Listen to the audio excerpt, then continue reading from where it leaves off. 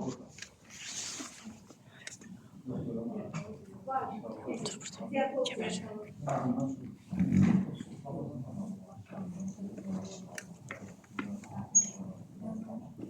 Ramazan mevzunun maraqlısı bir danışım.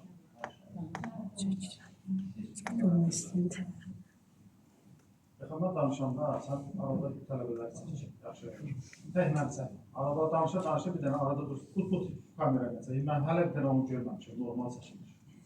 Mən danışıram, tələbələr görsənmir. Ya nə zaman seçirsən bilmirəm, amma mən danışanda seçilmiş. Çünki sonra mən onu paylaşırım, bir 5 o kadrlar çıxır. Oldu, bir daha salam aleyküm. Deməli, inşallah ki, Ramazan gəlib, əlhamdülillah. O tutanların təbrik edirəm, tutmayanların da Allah nəsib eləsin. İnşallah tutar.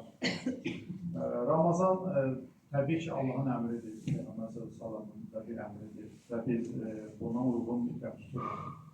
Amma Allahın əmrlərində heç vaxt bizi əziyyətə salan, bizə ziyan verən, bizə xətər yetirən heç bir əməl yoxdur. Tək elə Ramazan yox, istər namazımız olsun, əlhamdülillah, istər, məsələn, namazla biz nə qədər rükü edirik, səzdə edirik, əyilirik. Bax, məsələn, rükü eləyəndə bizim beynimizdə bir o qədər xeyirdir, səzdə eləyəndə bizim beynimiz qanla təchizatı yaxşılaşır, qanla yuyulur və bu bizim gələcəkdə yaddaşımıza beyin xəstəliklərinin olmasının qarşısını alır və bu insanlar gələcəkdə beyin xəstəliklərini daha az olur.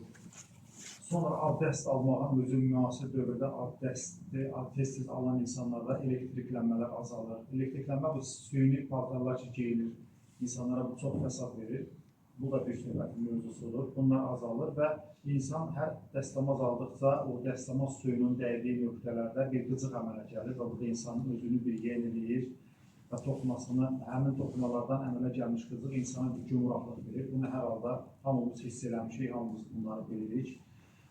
Sonra zəkatın özünün insana nə qədər faydaları var. Deməli, zəkat belədir ki, zəkat verən, sədəqə verən insan bu mərasimdə mütləq olmalıdır.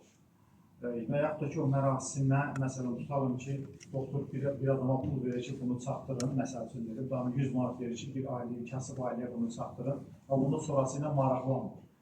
Amma bunun sonrası ilə maraqlanmaq deyəndə ki, ən azından o anları bir gedib görmək və yaxud da ki, o anların bir kamerasını diqqətlə izləmək, tutalım ki, məsələn, 100 manatı uşaqlara biraz hədiyyə aldı, biraz yemək və biraz ət aldı və o ailənin sevincini gördüsə, o insanda nə qədər xoşbəxtlik hormonlarını artırır. İndi mən xoşbəxtlik hormonlarını gətirəcəm bu Ramazana da, görəsiniz ki, xoşbəxtlik hormonlarından insan vücuduna nə qədər faydalar var. Deməli, Ramazan orucunda, əlhamdülillah ki, biz inşallah ki, 12, 13, 14 saat aclıq keçiririk və bu aclıqların keçirilməsi zamanı